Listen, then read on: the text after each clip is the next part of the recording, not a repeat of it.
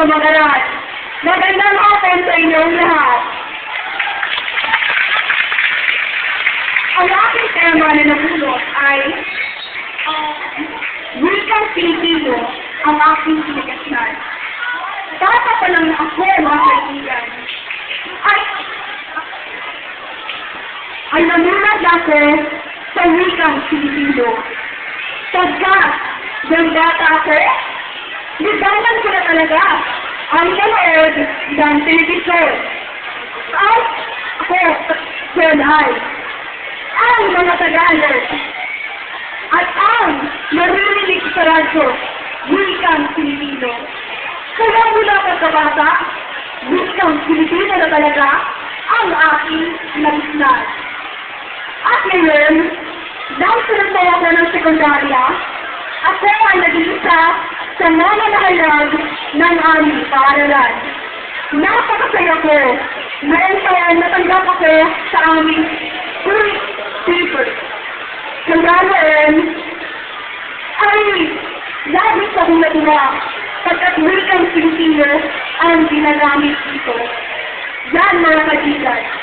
Kahit bata talaga, kahit tayo ay mga bata pa, dapat tayo at wikang Pilipino. Sapagkat wikang mga kaibigan,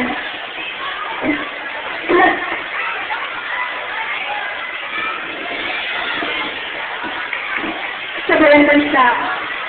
Kasi ang ating bansa ay may iba't ibang bansa. Merong maraming dialekto ang ating bansa. Ngunit, ang pinakamarami dyan ay ang wikang Pilipino.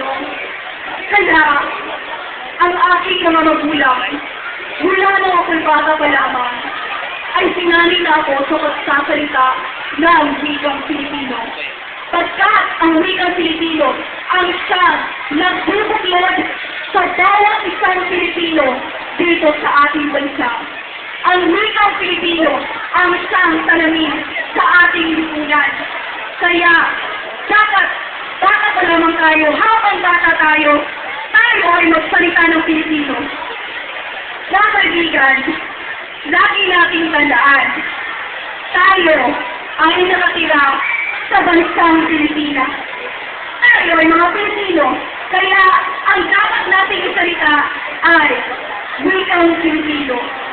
Dapat nating pagyamanin ang ating sariling wika, sapagkat ito ay ating identidad sa ibang bansa. Sino mo nalaman yan kasabi? Kung siya ay sinika, di ba hindi mo makikilala ang siya ay isang Pilipino? Pero, kausapin mo siya at sabihin mo, Pilipino ka ba? At pag sinabi niyang oo, nakakaintindi siya ng Pilipino.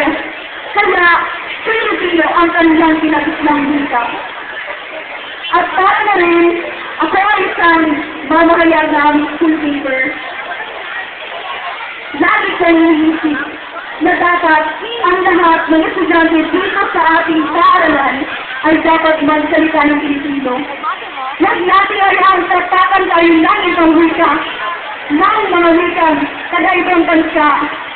Laging natin isipin na ito ay napaka-importante para sa ating mga sarili. Dahil dito nalalaman ang ating pagkakakilanlan. Dito tayo nilulubog ng ating mga magulang at mga guro.